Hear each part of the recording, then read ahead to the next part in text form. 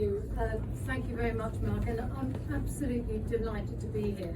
There are some issues that should never be party political, and animal welfare is one of them.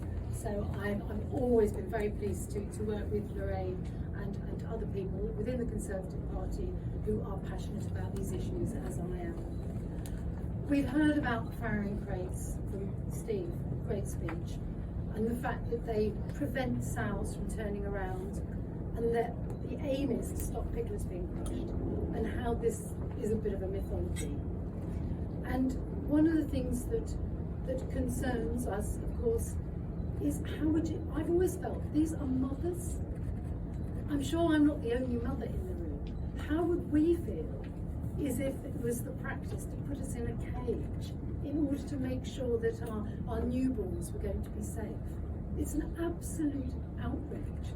There isn't any other way of putting it. And also, as well as the fallacies that Steve talked about, there's new evidence that shows that farrowing crates actually increase the risk of stillbirth because of the stress to the mother.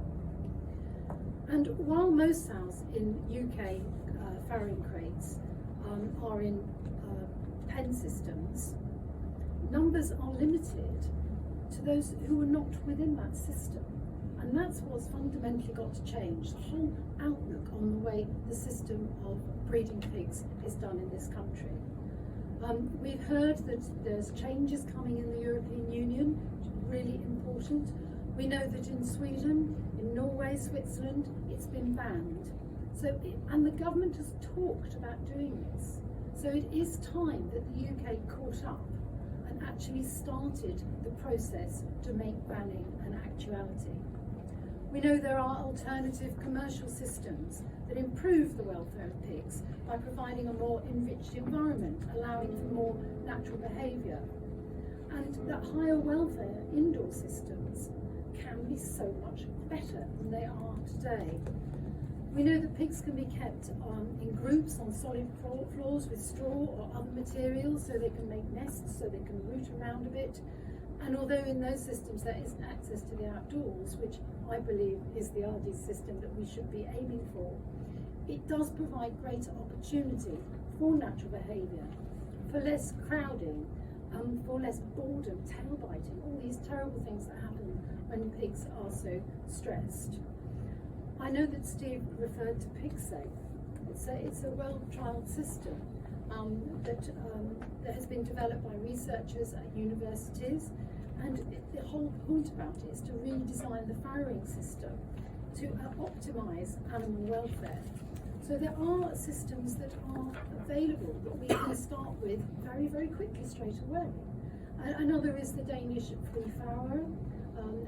There's a lot more progress in Denmark on this, and also the fat systems. But also, I think we should be looking further than this to outdoor bred and outdoor lived, because pigs should be outside. You know, they have a higher quality of life, they can act more naturally. Piglets, of course, will benefit from having a much more free-range lifestyle.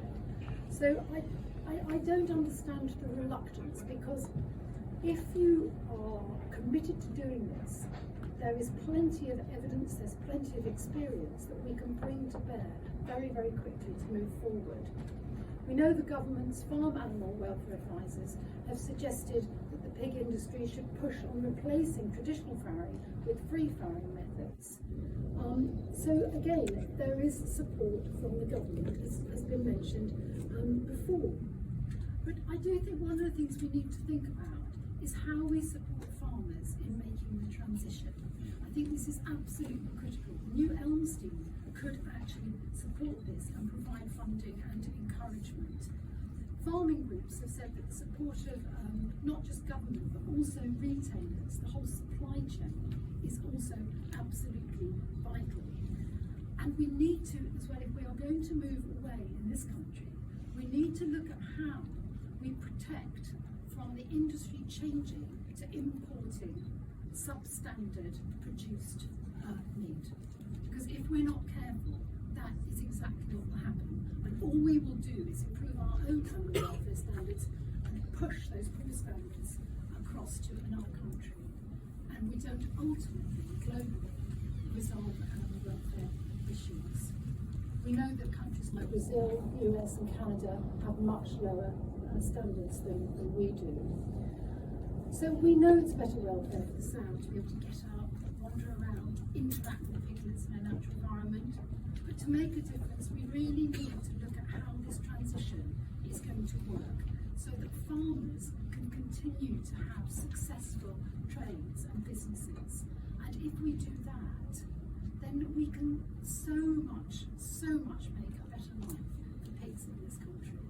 And also ensure that, as both Mark and David said, there is a real legacy for Sir David Amos, who fought so hard for this.